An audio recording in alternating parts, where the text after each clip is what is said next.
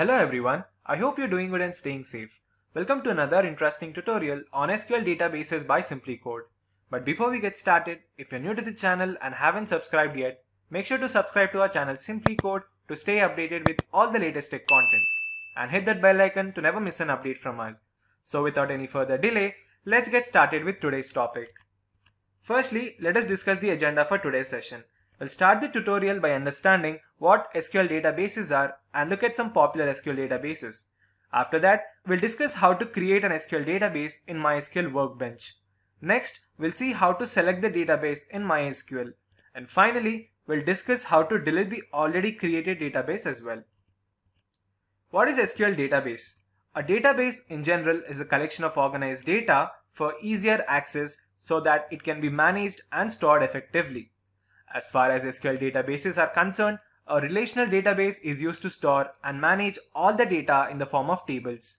Simple SQL queries are written to retrieve the data from these SQL database tables.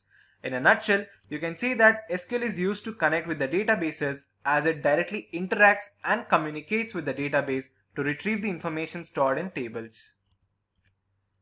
Popular SQL databases. Some popular SQL databases are MySQL, Microsoft SQL Server, Oracle Database, PostgreSQL, and MongoDB. These are some databases that are being widely used nowadays by many companies. Each of them function in their own way, and also the syntax of queries that are written can also slightly vary from each other as well. Let us now discuss the first topic of today's session, that is SQL Create Database. In SQL, creating a new database is the first and foremost step to store the data in the tables. So in order to create a database, users must use create database as a keyword in the syntax. So the syntax is followed as create database, that is the keyword that we are using here, followed by the name of the database name. In the syntax, database name specifies the name of the database which we want to create in the system. Also, make sure that the database you are creating has a unique name and it does not match with other databases as well. For example, if you look at the following example, I am creating a database named student. So the syntax would be create database followed by the database name, that is student. So let us now run this syntax on MySQL Workbench and see how it is executed in real time. As you can see, MySQL has opened, and if you look carefully at the interface of MySQL Workbench, on the left hand side you will find schemas or the various databases that are available in the system. At the center you'll find the SQL editor where the queries are written, and at the bottom you'll find the console where you can see the status or the output of the query that has been executed. So firstly, let's go ahead and discuss the first topic, that is how to create a database.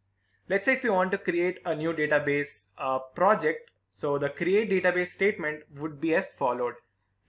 Create database, that is the keyword that is used to create a new database. Followed by that, we have to specify the database name, that is project. Put a semicolon and let us execute this.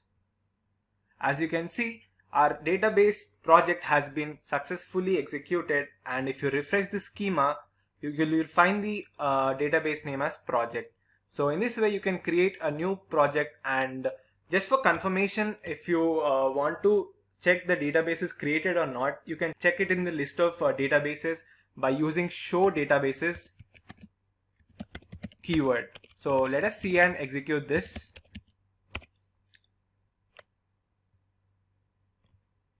So as you can see, these are the various databases that are available in the system, including our database project that we have created earlier.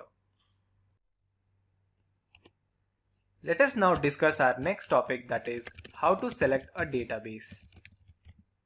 Now that you have created a database, now the user wants to perform some operations like creating a new table and inserting values onto the existing database in SQL. For that, firstly they have to select the database on which they want to run the database queries. Without selecting the database, they cannot create a new table. For instance, if I want to create a new table, that is student, and when I execute this query, it will throw an error stating that no database selected. Select the default database to be used. So in this way, you won't be able to create a new table without selecting the database. Any database user can easily select the particular database from the current database server using the use keyword in the SQL statement. So the following syntax would be use followed by the database name that you want to select. For example, let us take, for instance, if I want to work on the database project, so the following query would be use project, which is the database name here. Let us execute this. So as you can see, the query has been successfully executed, and also you can find the database name project is highlighted in bold. That means you have successfully selected the database, and you can start creating your new tables. So in this way, when you have multiple databases in your SQL schema, before starting your operations, you have to select a database where all your operations would be performed. Also keep in mind that the database that you are selecting should be unique. Finally, let us look at how to drop the database. In other words, dropping a database is to delete a database. The SQL drop database statement deletes the existing database permanently from the database system.